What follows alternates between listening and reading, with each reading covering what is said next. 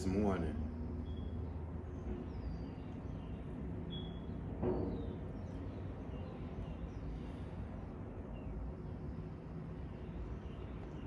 I learned a new lesson.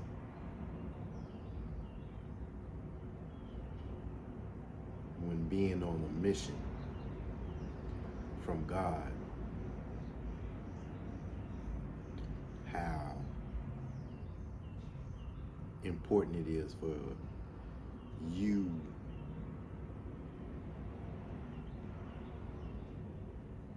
to have already convinced your significant other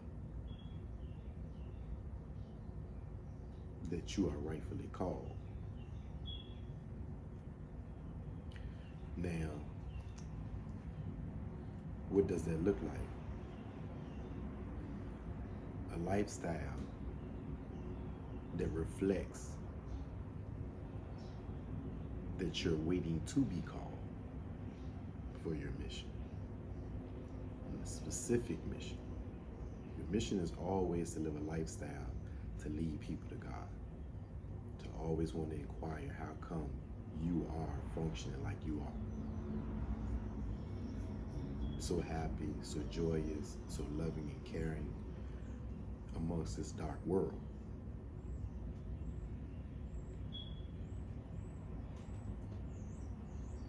But when you are called abruptly, when you are in the midst of trying to figure things out, or when you are in the midst of working for Satan, just call it spade for spade, and then he calls you because you are already predestined to be called for a certain mission. And I believe everyone is. There's no one that's supposed to just sit in the pews. Everyone has a mission. And when let's look at when your significant other is not convinced that you are called for a mission. Let's look at Abraham and Sarah.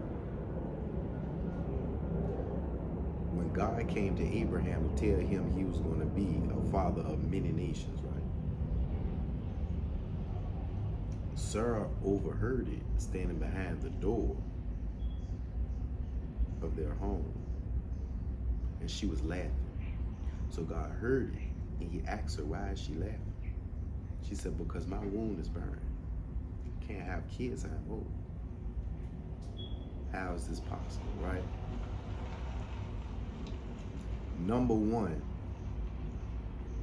that's a skewed vision of God that's putting limitations on God. God can use anyone at any time. That's first and foremost, having the faith in God. So even if you believe that your man is not what you think should be called for a certain mission of God, then you have to rely on the mathematics. God can do anything. He spoke through a burning bush. So he can use anybody. Paul was a murderer of Christians. He used him, you know. But let's further look into when a woman doesn't, or anyone doesn't buy into the fact that you are called for that mission. Because it could be anybody, sister, brother, mother, father, anyone. And Satan can use any one of them that feel like what they feel. So,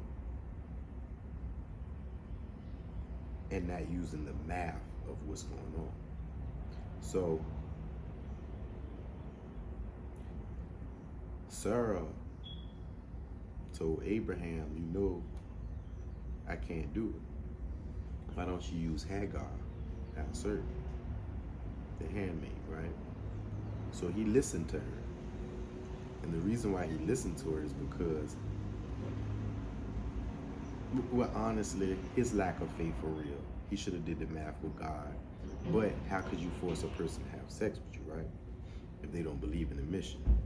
So he did that, and then if you read the story, it went further into more things that he did not allow or didn't want it to do. So that is the very importance of when a person should be, or your significant other should really understand when you're called by God. And it could be vice versa today's time. I just believe that God, man, woman, and child, divine order. So with that being said, once again, women always say, I can't follow a man, I follow this and that. But I understand if it's a man that's not following God. But once a man take a stance to follow God, I believe that automatically, by rule, right? That's where everybody want to stay away from titles because it accountability. So by rule, once he says that, she automatically turns into a help me to help meet the plan of God.